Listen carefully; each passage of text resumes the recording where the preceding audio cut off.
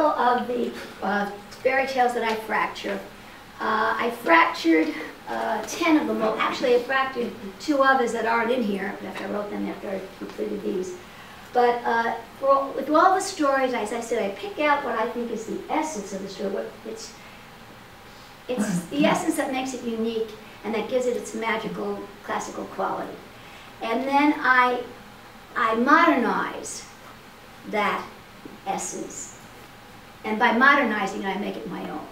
So I did that with kind of homing in on the sex aspect of the Frog Prince. And I did it also with each of the stories.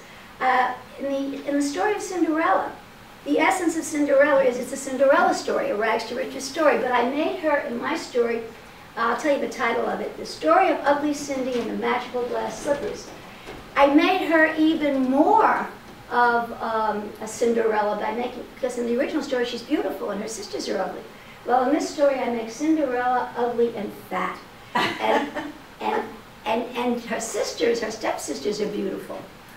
But I give her one quality her stepsisters don't have. She's a terrific dancer. And that she meets the prince at the ball, and her dancing is what enchants him. So I give her that quality, and it's something that she's developed, a talent that she's developed. So it gives her, she's not just being rewarded for being beautiful and a good housekeeper, she has a talent that he admires. So that's how I changed that and made it my own and modernized it. And then I bring in a lot of modern dances when I develop that story. Then there's Kermit the Frog Prince, which you heard. Then the Princess and the Pea that felt like a bowling ball. You all familiar with the Princess and the Pea? The essence of that story is class snobbery.